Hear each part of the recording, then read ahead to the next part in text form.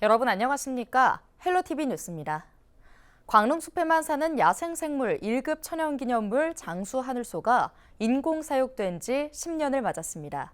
인공사육 10주년을 맞아 처음으로 시민들에게 공개됐습니다. 김소영 기자가 현장에 다녀왔습니다. 긴 더듬이에 단단한 머리와 등껍질. 마치 갑옷과 투구를 입은 전사처럼 보입니다. 유라시아에서 가장 큰 딱정벌레인 장수하늘소입니다. 1968년 곤충 가운데 처음 천연기념물로 지정됐지만 개체수가 급감하면서 멸종위기 야생생물 1급으로 지정됐습니다. 다른 하늘소에 비해서 개체가 엄청 큽니다. 보통 이제 6cm에서 11cm, 12cm까지 가는 친구들이 있고요. 그다음 그 가슴 등판에 털뭉치 같은 노란 털뭉치 같은 것들을 관찰할 수 있어요. 장수하늘소는 광릉숲이 유일한 서식지인데 올해가 인공사육을 시작한 지 10년째 되는 해입니다. 국립수목원에서는 장수하늘소 인공사육 10주년을 맞아 처음으로 시민들에게 공개했습니다. 장수하늘소인 만큼 이 번데기도 굉장히 크다고 합니다. 제가 직접 한번 봤는데요. 제 손바닥만큼이나 이 장수하늘소의 번데기도 굉장히 큽니다. 광릉숲에는 꾸준한 번식을 통해 현재 500여 마리의 장수하늘소가 살고 있습니다. 특히 지난해에는 인공사육을 통해 자연으로 방사한 암컷이 야생 수컷과 교미해 처음으로 자연 번식에 성공하기도 했습니다. 수목원 연구진들은 야생 개체 교미로 토종 장수하늘소를 계속 증식해 나가는 데 큰 의미를 두고 있습니다. 또 장수하늘소가 천연기념물이나 보호종에서 벗어나는 그날까지 개체 수를 늘리는 것이 최종 목표입니다. 장수하늘소가 계속적으로 늘어나서 저희가 원하는 다른 곳으로 대체 서식지로 이동을 하고 남한 전역에서 볼 수 있는 헬로티비 뉴스 김소영입니다. 지난해 축제 기간 14만 명이 찾았던 양주 천만송이 천일홍 축제가 오는 27일부터 29일까지 4일간 열립니다. 올해 축제는 마법 같은 사랑 이야기를 주제로 한 다양한 프로그램과 양주 예술제가 함께 진행될 예정인데요.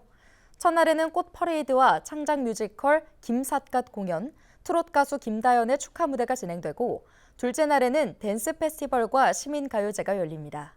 마지막 날에는 버스킹 결선대회와 국제 스케이트장 유치 성공을 위한 콘서트가 마련돼 피날레를 장식할 전망입니다. 축제가 펼쳐지는 나리농원은 4일 개장했으며 10월 20일까지 천일홍과 다양한 꽃을 감상할 수 있습니다. 동두천시가 오늘 12월까지 상패 근린공원 내 방치되고 있는 무연분묘 651기를 개장합니다. 시는 지난해부터 올해까지 3회에 걸쳐 분묘 개장 공고와 함께 현수막을 게시하는 등 무연분묘에 대한 연고자 파악에 나섰는데요. 이런 노력에도 연고자나 관리자가 나타나지 않은 무연분묘는 개장하기로 결정했습니다. 시는 관련 법에 따라 무연분묘 개장을 진행하고 개장 후 나온 유고를 10년간 봉안할 계획인데요. 시 관계자는 가족이나 친인척을 상패 근린공원에 모신 시민이 있다면 개장 분묘에 해당하는지 수시로 공고문을 확인해달라고 당부했습니다. 양주시가 산불 등 산림재해 예방에 드론을 활용할 계획입니다. 양주시는 최근 무인 드론 설치 운용사와 산림재해 예찰과 현장 관리를 위한 업무 협약을 맺고 시연회를 열었는데요. 협약에 따라 양주시는 드론 운영에 필요한 인프라를 제공하고 운용사는 데이터 수집 등 프로그램을 공유하고 활용하는 데 협력하기로 했습니다. 또 드론 교육원은 유지 보수와 관리를 맡을 예정입니다. 양주시는 이날 시연된 드론이 산사태 징후 감지와 열화상 카메라를 이용한 인명 수색 등을 자동으로 수행할 수 있어 산림 피해 예방 등에 중요한 역할을 할 것으로 기대하고 있습니다.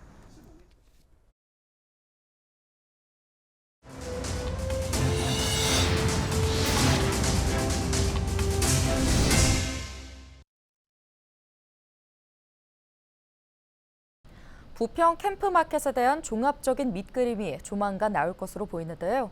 특히 인천시는 캠프마켓을 3단계에 걸쳐 개발을 추진할 것으로 보입니다. 송효찬 기자의 보도입니다. 지난 2021년 멈춰섰던 캠프마켓 지그다니 계획이 3년 만에 재개됐습니다.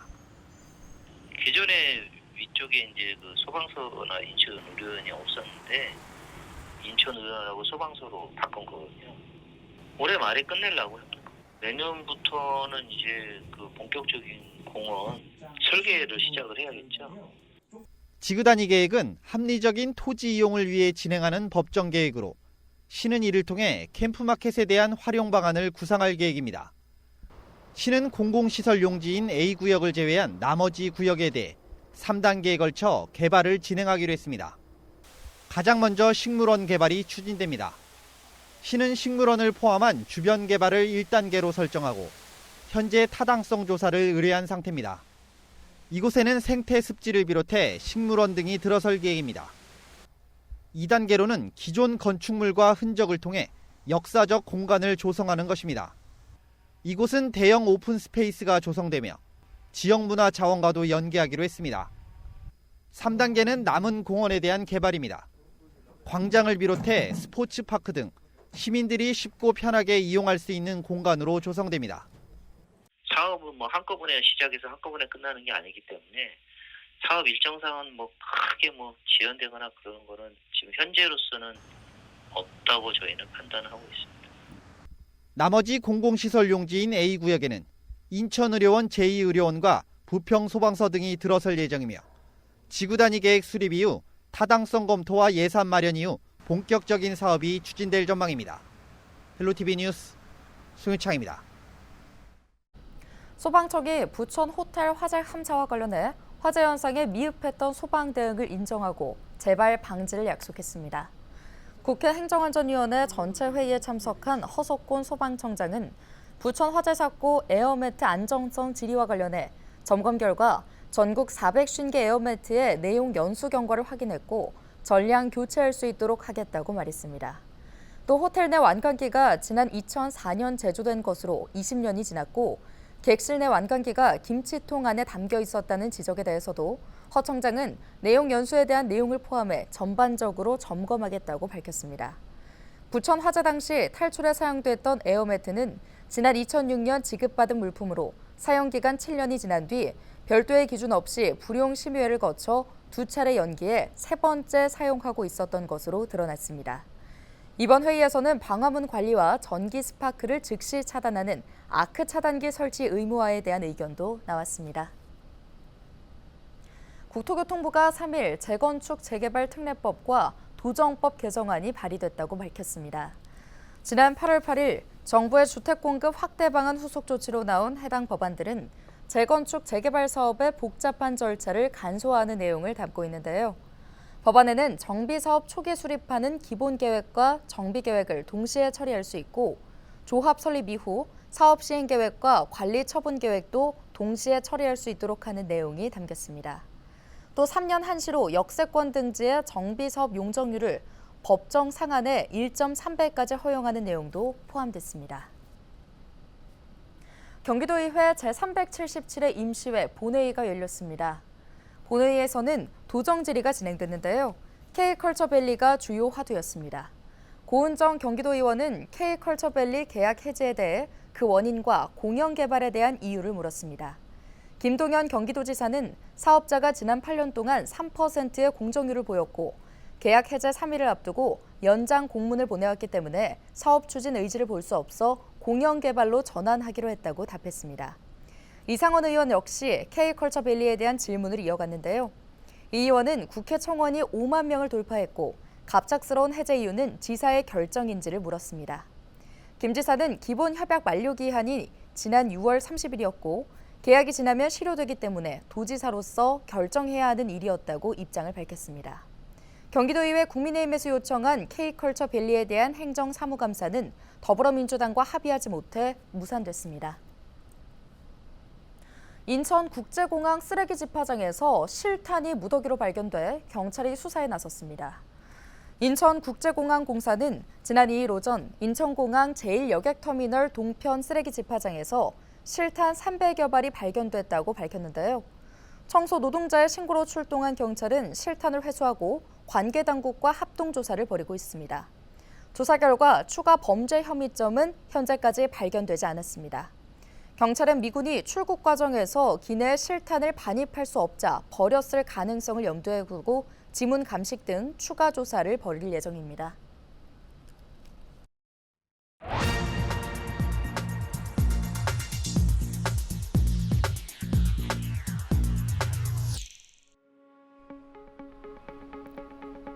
최근 102세 생일을 맞은 영국 할머니가 스카이다이빙에 성공해 화제가 됐습니다. 2차 대전 당시 해군에 복무했던 마네트 베일리 할머니는 다른 스카이다이버와 함께 상공 2100m에서 뛰어내렸는데요. 나이 들어도 포기하지 말라는 메시지를 세상에 던졌습니다. 나이는 그저 숫자일 뿐이며 열정과 의지를 꺾을 수 없다는 걸 증명한 것이죠.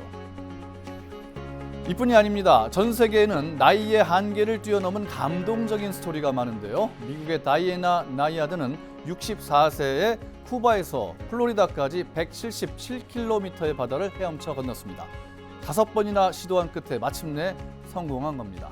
미국의 해리엇 톰슨은 92세 나이에 42.195km 마라톤을 완주했습니다. 암을 2번이나 이겨낸 그녀는 나이와 상관없이 목표를 향해 나아갈 수 있다는 메시지를 전했습니다.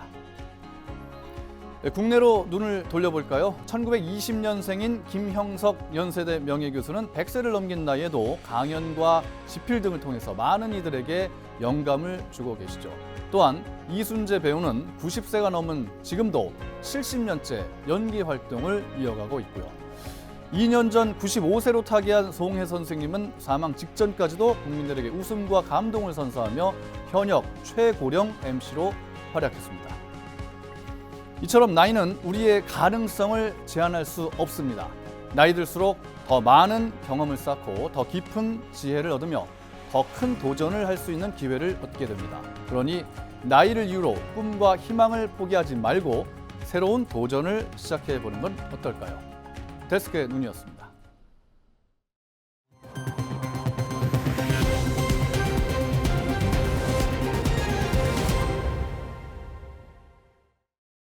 국토교통부가 3기 신도시들 중 처음으로 이달 중 인천 계양주거 공공주택 1,106호를 분양합니다. 분양 대상은 A2 블록 747호와 A3 블록 359호로 전용 면적 59제곱미터부터 84제곱미터까지 중소형 위주의 아파트 단지인데요. 국토부는 또 이달 중 서울 동작구 수방사 부지에 전용 면적 59제곱미터 공공주택 263호를 분양하고 서울 남현지구에도 노후 군관사를 재건축해 공공주택 400호를 공급할 계획입니다.